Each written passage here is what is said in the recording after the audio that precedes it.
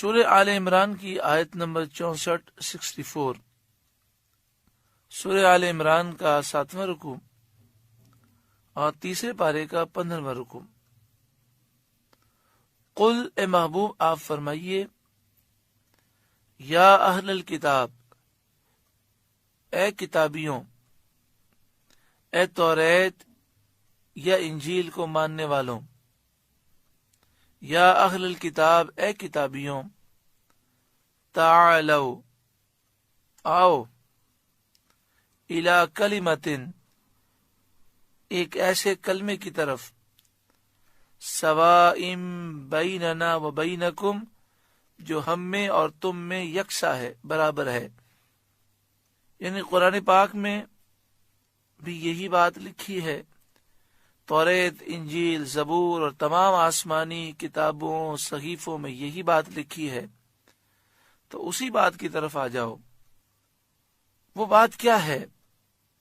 اللہ نعبد الا اللہ، یہ کہ ہم صرف اللہ کی عبادت کریں، ولا نشرک بہ شیئا، اور کسی کو اس کا شریک نہ ٹھہرائیں، اس کے برابر کسی کو نہ سمجھیں۔ یعنی حضرت عیسیٰ علیہ السلام کو عبادت میں شریک نہ کریں، حضرت عزیر کو نہ کریں، اور کسی کو بھی نہ کریں۔ وَلَا يَتَّخِذَ بَعْضُنَا بَعْضًا أَرْبَابًا مِّن دُونِ اللَّهِ، اور ہم میں کوئی ایک دوسرے کو اللہ کے سوا رب نہ بنا لے، جیسا کہ یہودیوں اور عیسائیوں میں یہ معمول تھا اور اب بھی ہے کہ وہ اپنے احبار کو اور راہبوں کو سجدہ کرتے ہیں اور ان کی پوجا کرتے ہیں۔ فرمایا آ جاؤ اس کلمے کی طرف کہ ہم شرک نہیں کریں گے، اللہ ہی کی عبادت کریں گے، اللہ کے سوا کسی کی پوجا نہیں کریں گے، عبادت نہیں کریں گے، کسی کو خدا نہیں سمجھیں گے، رب نہیں سمجھیں گے، صرف اللہ رب العالمین وحدہ لا شریک کی عبادت کریں گے۔ اگر اہل کتاب اس کلمے کی طرف آ جاتے ہیں تو پھر یہودیت اور عیسائیت ختم ہو جاتی ہے، کیونکہ یہودیت اور عیسائیت کی بنیاد اسی شرک پر ہے۔ فَإِن تَوَلَّوْا، پھر اگر وہ نہ مانے، فَقُولُوا اشْهَدُوا بِأَنَّا مُسْلِمُونَ، تو اے مسلمانوں تم کہہ دو کہ اے اہل کتاب گواہ رہو کہ ہم مسلمان ہیں۔ اس میں ایک بڑی پیاری نصیحت ہے کہ جب آپ کسی کو نصیحت کرنے جائیں تو آپ کے اندر بہت زیادہ خود اعتمادی ہونی چاہیے، یعنی سامنے والے پر یہ ظاہر کرنا ضروری ہے کہ آپ مانے یا نہ مانے، ہم اس دین پر مضبوط قائم رہنے والے ہیں۔ جب آپ مضبوط ہوتے ہیں تو سامنے والے پر بات کا اثر ہوتا ہے۔ اگر سامنے والا یہ محسوس کرے کہ میں خود اسے کوشش کر کے دین سے ہٹا سکتا ہوں، تو بجائے اس کے کہ وہ دین قبول کرے، وہ ہمیں ہٹانے کی کوشش میں لگ جاتا ہے۔ تو اس لیے فرمایا کہ اگر وہ نہ مانے تو ان کے سامنے یہ اعلان کر دو کہ تم سب گواہ رہو کہ ہم مسلمان ہیں۔ یا اہل الکتاب، اے اہل کتاب، اے کتاب والوں، لِمَ تُحَاجُّونَ فِي ابراہیم، ابراہیم علیہ السلام کے بارے میں تم کیوں جھگڑتے ہو؟ وَمَا أُنزِلَتِ التَّوْرَاةُ وَالْإِنجِيلُ إِلَّا مِن بَعْدِ،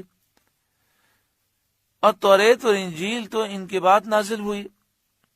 افلا تعقلون، تو کیا تمہیں عقل نہیں؟ شان نزول اس کا یہ ہے کہ نجران کے عیسائی اور یہودیوں کے احبار میں مباحثہ ہوا، جھگڑا ہوا۔ یہودیوں کا دعویٰ تھا کہ حضرت ابراہیم علیہ السلام یہودی تھے، اور عیسائیوں کا یہ دعویٰ تھا کہ حضرت ابراہیم علیہ السلام عیسائی تھے۔ یہ جھگڑا بہت بڑھ گیا تو فریقین نے سید عالم صلی اللہ علیہ وآلہ وسلم کو حکم بنایا، ثالث بنایا، اور آپ سے انہوں نے فیصلہ چاہا، آپ سے فیصلہ طلب کیا اس پر یہ آیت کریمہ نازل ہوئی۔ اور توریت اور انجیل کے جاننے والوں پر، یہودی اور عیسائی علماء پر یہ ظاہر کر دیا گیا کہ یہ انتہائی جاہل لوگ ہیں۔ یہودیت اور عیسائیت تو توریت اور انجیل کے نازل ہونے کے بعد پیدا ہوئی۔ حضرت موسیٰ علیہ السلام پہ توریت نازل ہوئی، اور موسیٰ علیہ السلام سے سینکڑوں برس پہلے حضرت ابراہیم علیہ السلام ہے۔ حضرت عیسیٰ علیہ السلام پر انجیل نازل ہوئی، اور حضرت عیسیٰ علیہ السلام سے تقریباً 2000 سال پہلے حضرت موسیٰ علیہ السلام ہے، اور ان سے سینکڑوں برس پہلے حضرت ابراہیم علیہ السلام ہے۔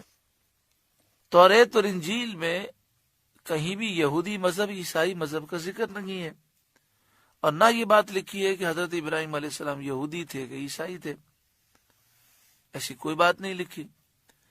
اور توریت اور انجیل میں بھی اسلام کی دعوت ہے۔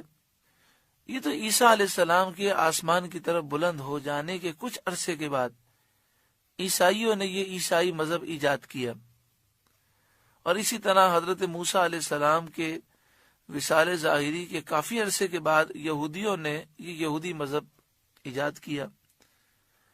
تو یہ کیسے دعویٰ کرتے ہیں کہ حضرت ابراہیم علیہ السلام یہودی تھے یا عیسائی تھے؟ کیونکہ یہ مذہب تو بعد کی پیداوار ہیں۔ یا اہل الکتاب لم تحاجون فی ابراہیم، اے کتاب والوں، ابراہیم کے بارے میں کیوں جھگڑتے ہو؟ وما انزلت التوراۃ والانجیل الا من بعدہ، اور توریت اور انجیل تو ابراہیم علیہ السلام کے بعد نازل ہوئیں۔ افلا تعقلون، تو کیا تمہیں عقل نہیں؟